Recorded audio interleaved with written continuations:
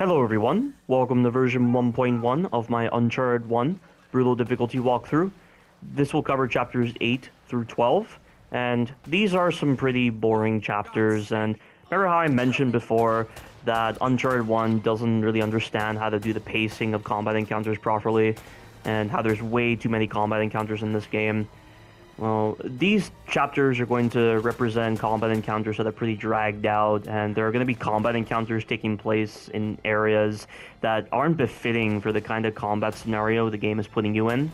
And then you have jet ski moments, and the jet ski moments are pretty boring, and they're so mundane. I tend to rush through them as fast as I can just to be done with them, and that causes me to die a lot. And I try to do this a lot with Chapter 12, because Chapter 12 is the most boring jet ski moment. And there's a lot of waiting around corners, trying to use your M92F in order to take out the enemies. You're having to shoot barrels all the time, and the blind fire on your M92F is so inaccurate, even at close range, because your bullets clip onto the water all the time. And Elena somehow misses barrels at very close range, which once again highlights how badly designed the blind fire is on this game, and how inaccurate it is, and how they gradually improved it over the Uncharted games. Although Uncharted 2 was definitely the blind fire at its best. Uncharted 3 and 4, the blind fire wasn't as good, but it was way better than Uncharted 1's blind fire. And, I mean, these chapters speak high volumes as to how boring the game gets later on. And really, the only time I ever feel like I get any enjoyment out of the game, aside from just the occasional shootout moments, is when you're dealing with the Descendants in chapters 18 and 19, because it really feels like the gameplay of Uncharted 1 is built for such enemies. Like, I don't really feel like this game is built for third-person shooting, in all honesty. It feels like it's built for enemy types that don't fire guns at you, in all honesty.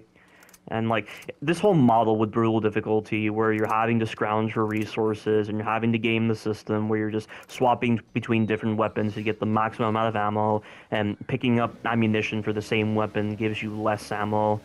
It's so silly, but this whole concept feels like it's more befitting for some kind of horror game, and chapters 18 and 19, the game tries to take on horror vibes, and it's decent, but it's still not that interesting.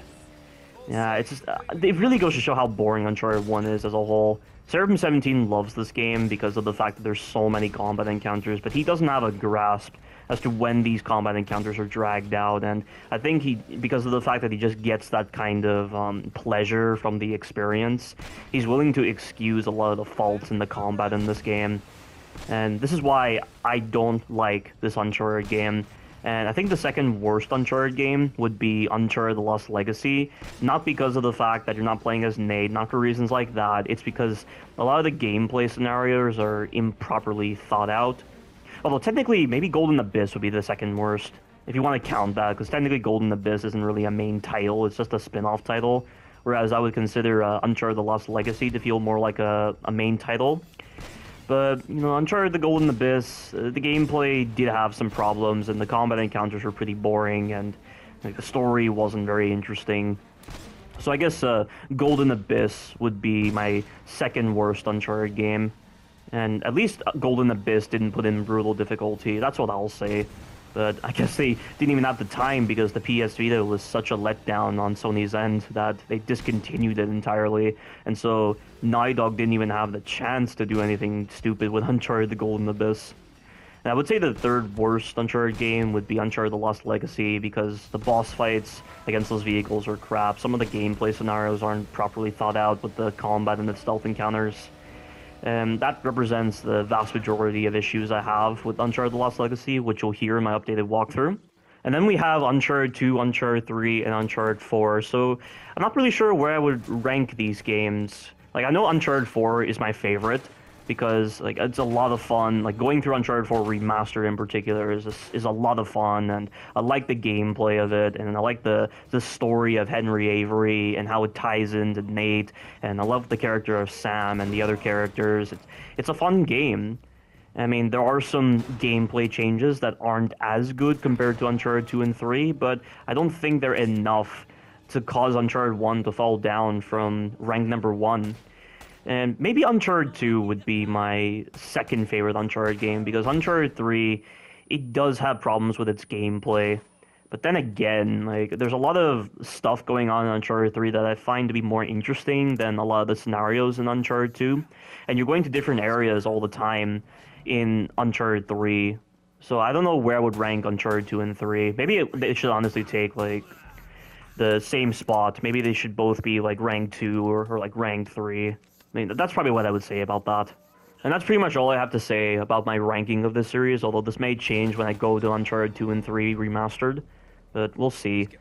But we have some combat encounters right here, and we just did a jet ski moment, which it's pretty simple. You just use the grenade launcher around corners, and a lot of the times the projectiles on the grenade launcher can clip onto corners.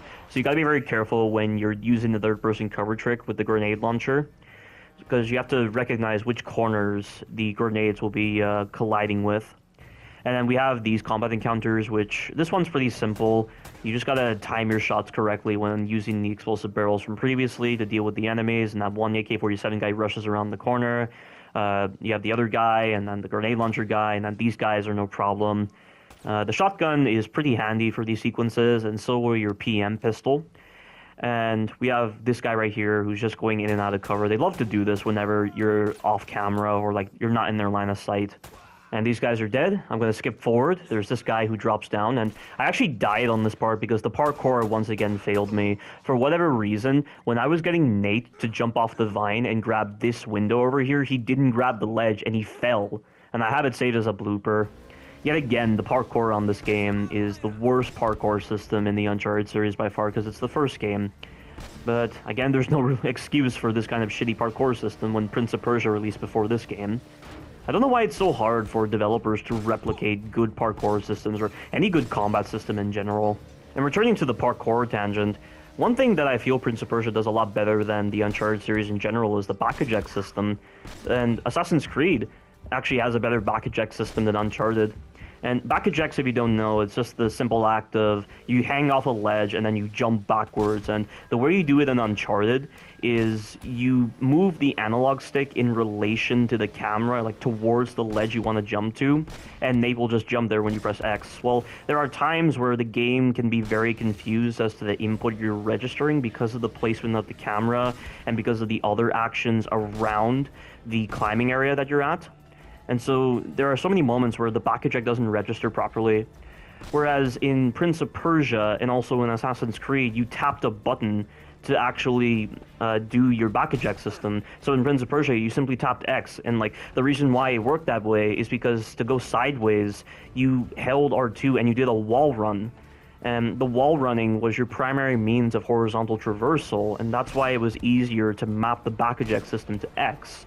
And then with Assassin's Creed, and this is specifically with the old games, like from AC1 to Revelations, you held R2 and you pressed X to do the back eject, and it was a very reliable system, and there was no sort of inconsistency. And like they could have those fixed camera moments with the parkour in order to make it look stylish, but at the same time, it didn't impact your ability to input the correct commands, because anytime you designate some kind of parkour system or any kind of movement system to the camera, and like you having to adjust everything in relation to the camera, and then you have the fixed camera system kind of messing with the game's registration of your analog stick inputs, it can be a huge problem like that. And that's why it was not a problem in Prince of Persia and Assassin's Creed, but with Uncharted, not so much. And then with the combat, like Resident Evil 4 and 5 have better combat systems than this game, and Resident Evil 4 released in 2005, and I know this game has the over-the-shoulder perspective and it doesn't have a laser-sighted system, but like the flinch animations are more reliable in Resident Evil 4. You have options in combat, and like just the way the enemies respond to your shots, just the way like they have to get a line of sight with you. Like the gameplay loop of Resident Evil 4 is more engaging than the gameplay loop of Uncharted, and the gameplay loop of Uncharted feels no different to your standard third-person shooter-based game. And it doesn't help that the combat has so many problems, and also they just put these combat situations in areas that aren't befitting for the combat. Like this right here. You have this alcove over here, like this little waterway, and you have these vines right here, and sometimes these vines obstruct your ability to shoot the enemies. And I don't know if it's a result of like the third-person cover trick getting in the way because I'm not using the normal cover system. I'm causing these moments where my bullets clip on improperly designed meshing on the vines, and if I was using the normal cover system, this wouldn't be a problem. But I have to use the normal cover system because I can't see the enemies, and like they have no problem seeing me. And there's barely any cover over here. So when you get over to this spot, you trigger an arbitrary spawn of a bunch of enemies, and 2 enemies will rush you, and you have to shoot them before they get near you, because if they get close to you, they will shoot you. And I'm guessing what you can do is you can swim back and get behind a wall so that you can deal with this guy over here. But again, you're going to be dealing with the same obscurity issue with these vines, and I don't understand this combat encounter at all. And then, if one of these enemies destroys the destructible cover in front of you, what are you going to do right here? Like, there's a lot of improperly thought-out mentalities present with this combat encounter, and this makes it one of my least favorite combat encounters in the game, among other badly designed combat encounters. And right there, I'm trying to aim left, but Nate has a limit to how far he's able to aim to the left when I'm in that particular position on the ledge. Like, again, my options are so limited right here. I should have probably swam back to where I was, but maybe that guy in front of me would have shot me. Because the enemies on this game, they have this tendency of emerging out of cover, and like, why do they even bother using the cover system? Like, when they're using the cover system in general to shoot, they have to actually go through this whole animation. Like, see what that guy's doing right there? He does this scripted animation of coming out of the cover and then shooting you, right? Well, there's absolutely no need for them to do that at all, because they have this tendency of leaving the cover and then immediately shooting you. And it's so badly designed, and I don't remember this being a problem in Uncharted 2, 3, and 4. But in Uncharted 1, the enemies have this tendency of emerging from cover, and that just allows them to shoot very quickly, and it just comes out of nowhere. And that's why even when it looks like you're going to be able to predict when an enemy comes out of cover, if they choose to get out of cover for no reason and they start shooting you, it's so hard to actually predict that, and they can shoot you so fast. And it's like, why do they even need the cover system at that point? Like, you see that just then? He came out of cover. I mean, right there, he was swapping between covers, so you could kind of excuse that whole scenario right there, even though the enemies tend to spam this behavior like crazy at times. But there are other moments where the enemy will do what he just did just then, where he comes out of cover, and he goes out of cover for a bit, and then he goes back into that same piece of cover. And it's almost like they do this as a substitute to actually scripting these kind of animations, and where the enemies do very unique animations of emerging from cover and shooting you. And it is just very lazy in its implementation, and it gives the enemies a very unfair advantage. Like, look, you see that? He did it just then. He emerged from cover for no reason. Like, he didn't do any kind of scripted animation. Again, look, he's not doing any kind of scripted animation of emerging from cover.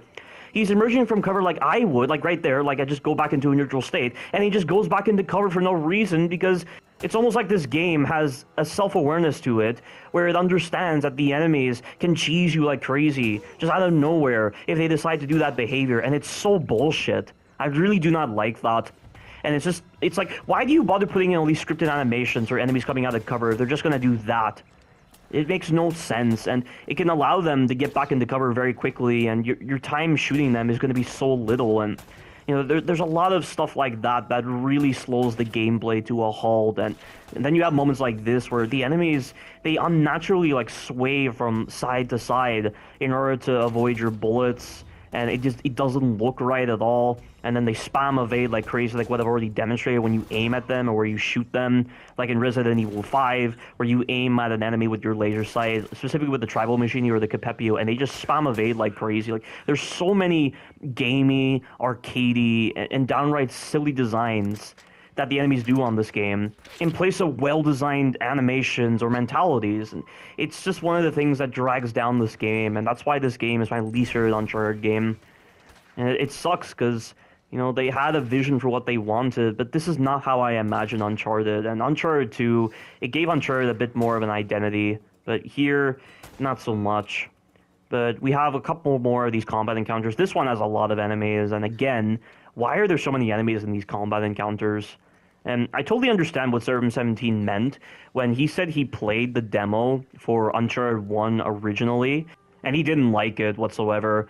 He didn't like the parkour system. Like the platforming was very mediocre and not very polished.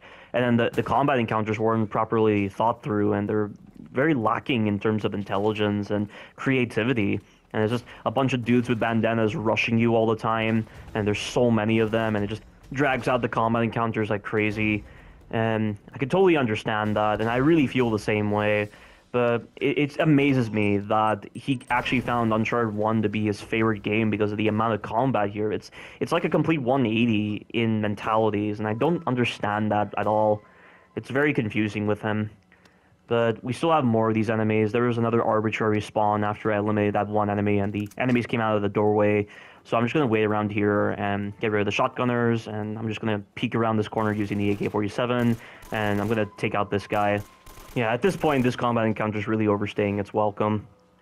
And, you know, it brings up a tangent that I like to discuss about Ether. But I remember one of the arguments that Ether gave as to why Resident Evil Village is supposedly serviceable for 10,000 lei on Village of Shadows difficulty is because it takes the same amount of time to complete the game as it would if you're just playing Village of Shadows normally.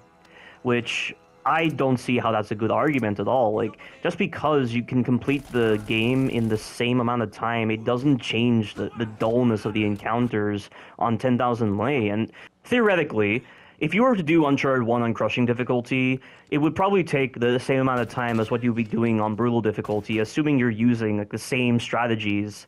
But, you know, like in certain cases, brutal difficulty is slightly longer because of the fact that your weapons do slightly less damage, and you're having to rely upon like more dumb strategies just to bypass how badly designed this difficulty is, and it probably takes the same amount of time. So time is not a factor to consider when it comes to judging the quality of a run. Like, think of brutal difficulty as like your 10,000 lei restriction. Like, brutal difficulty, you're having to rely upon gaming the system on the third-person cover trick, on other like stupid strategies. And you're probably having to do less on crushing difficulty, which could honestly be on par with just playing Village of Shadows on Resident Evil Village normally. And if I was Ether in this case, I would say that brutal difficulty is designed for the game. Like, the game is actually designed for brutal difficulty in mind. Yet, even though I can get it done in the same amount of time, the game has more broken designs. And you're having to rely upon more dumb strategies. So Ether's argument of Resident Evil Village being designed for 10,000 lei on Village of Shadows difficulty because it takes the same amount of time to do as it would be if you were doing Village of Shadows normally doesn't make any sense. It's just there's more shit in the process. There is more shit in the process when you're going through a 10,000 lei restriction. Time doesn't remove those shitty factors. You're not changing what the game is just because of the fact that it takes place in like the same amount of time. Like, it makes no sense, the argument Ether makes. And also another tangent I like to cite is he doesn't feel that Resident Evil 1 is designed for knife only, yet you can pretty much get Resident Evil 1 done in almost the same amount of time as you would be if you were using the guns in that game. And Resident Evil 1 is designed for knife only. I've gone through it so many times, and it takes like the same amount of time to do with the guns. So by that logic, Resident Evil 1 Remake is designed for knife only, yet apparently this doesn't fit the criteria Ether established, so he completely contradicted himself. So his argument of time being a factor to consider when it comes to the validity of a run doesn't make any sense at all. And his arguments regarding 10,000 lei for Resident Evil Village on Village of Shadows difficulty just flabbergast me to no end, and it's so confusing. And once again, to restate what I just said about Uncharted 1 and Ether, Ether would say that brutal difficulty is serviceable for Uncharted 1 as well as the other Uncharted games because it would take the same amount of time as what it would take if you were just going through the game normally on crushing difficulty. And I mean, in certain cases, when you're talking about the validity of a run in relation to the model of the game, you can use time as an example, but in this case, you can't do that here, like with Resident Evil Village and Uncharted 1, because time doesn't have much of an impact in the validity of a run. It's everything else when it comes to the playstyle, when it comes to the placement of the enemies, when it comes to the times where the game instantly kills you for no reason, the times when the scenarios aren't befitting for brutal difficulty. Like, it's all of that that dictates the validity of the run. And it's a similar kind of system that is implemented with Resident Evil Village when talking about the validity of a 10,000 lei restriction on Village of Shadows difficulty.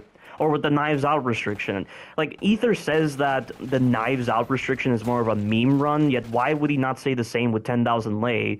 Yet Knives Out is given 70,000 CP, the most CP out of every single challenge in Resident Evil Village, and he wants to say that Knives Out is a meme, yet 10,000 lei is not a meme. Like, why is he saying that? Like, what's his argument for that? It makes no sense.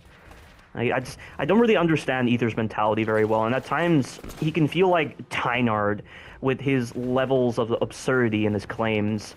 And that's really all I have to say right now, but I'll talk more about this when I get the chance. So we just did Chapter 10. It was that one combat encounter with the shotgunner coming through the doorway and then dealing with the rest of them. And then there was that balcony encounter where I just ran past everyone. Running past the enemies on that balcony encounter is pretty dangerous. I died a couple of times, but I just wanted to get through it. I mean, you might have to kill a couple of enemies before you decide to run, because the enemies are pretty good at killing you. And also, there were a couple of moments where the parkour kept on screwing me, because at times there's a specific ledge where you don't even have to jump to it, you just run off the ledge and Nate will grab the ledge. Well, there are times where he doesn't grab the ledge, and sometimes he doesn't do it when he gets shot by an enemy. Other times he just chooses not to do it because the game decided to screw me. And getting past that encounter, we make our way over to this encounter, which is where Chapter 11 begins. And this is a pretty simple encounter. I just used the pistol to clear out some of the enemies, and I then used the sniper rifle in order to clear out the enemies that are far away from me. The sniper rifle on this game has a really stupid design to it. So in Uncharted 2, 3, and 4, you had the ability to swap shoulders when you were aiming the sniper rifle, but here, they didn't implement the ability to swap shoulders when you were aiming the sniper rifle, and I'm guessing because at the time, they didn't have a way to program in shoulder swapping when you were in that scoped view for the sniper rifle. So in order to bypass this issue, you have to swap to another weapon, swap shoulders then, and then swap to the sniper rifle to actually give it the impression that you shoulder swap with the sniper rifle, and it's just a very convoluted process in place of something that could have easily been programmed in, because they managed to do so in Uncharted 2. So I don't know how they missed that with the shoulder swapping on the sniper rifle, but anyway, in order to shoulder swap the sniper rifle, make sure that you swap to another weapon, swap shoulders then, swap back to the sniper rifle, and you've done it. And the sniper rifle will kill enemies in one hit, which is good. You can only aim the sniper rifle in that scoped view. In Uncharted 2 and 3, you can aim the sniper rifle without having to go into that scoped view, so you just have a reticle on your screen, and it is pretty accurate. And it's a good thing that they implemented that. But then in Uncharted 4, they removed that feature, and they made it where you're locked to the scope view at all times, but you could actually swap shoulders in the scope view in Uncharted 4, which is not that big of a deal. And when you dispatch the enemies on that side of the room, you then have to make your way over to the turret and kill the enemies that spawn, and you've done that combat encounter. And then we have this. So when you skip that cutscene, it actually refills your pistol ammo if you have very little of it, so I didn't have to die or anything. It just refilled my ammo when I skipped that cutscene, which I just noticed. But we've dealt with these enemies, and we're now going to move on after we picked up some ammunition. And there's only like one combat encounter left in Chapter 11, and it's this one. This one I struggle with more than the previous combat encounters, with just these two enemies. Because you have a guy on these stairs over here, and he has a pretty good shot on you when you're dealing with the first enemy. And I try to get rid of the first enemy as fast as possible, and then bounce a grenade off the wall in order to kill him. And then all we have is just 3 enemies left, and you can use the third-person cover trick to your advantage. And these enemies will spend more time just bobbing in and out of cover than actually shooting you, so it's not that big of a deal. And once we've killed these enemies, we then move on to Chapter 12, which is just that jet ski moment. And like I said, the jet ski moments are pretty boring, and they also don't work very well because for whatever reason, you don't have the ability to reverse when you're using the jet ski. I don't know if that's just a common trait with jet skis in real life where they don't have some kind of reverse function, but this game should have that kind of reverse function. I can't tell you the amount of times I've accidentally overshot a corner and I've tried to back up, but there's no reverse function, so I have to waste time turning the jet ski in a very slow animation, and in the process, I've died. So trying to stay behind cover when you're on the jet ski is a work of art, to say the least. And when I say work of art, I mean it in a bad way, like Serbian17 would say when he uses that terminology. And not only that, but then you have the rapids, and the rapids, they make the movement on the jet ski a lot more squirrely, and it just leads to a sequence that I just want to end badly because I don't like the sequence. And look at that. Look how inaccurate the blind fire is. There's no way Elena should be missing these barrels. And also, there's no telling which enemy or barrel she will prioritize. But that's just a general problem with the blind fire on this game. Like, the reticle on the blind fire, it wasn't actually in the vanilla version of Uncharted 1. It was added in as part of the remaster, but they didn't change the animation whatsoever. So it still works the same way as in Uncharted 1, where even when your reticle is on an enemy, if another enemy is near you, Nate will sometimes prioritize that enemy, or in this case, Elena's prioritizing another barrel or another enemy that is nearby, and there is no real player agency to it unless you're only dealing with one enemy who is within the field of view displayed by the reticle for the blind fire. But look at that. Why is it so inaccurate? There is no possible way she should be missing.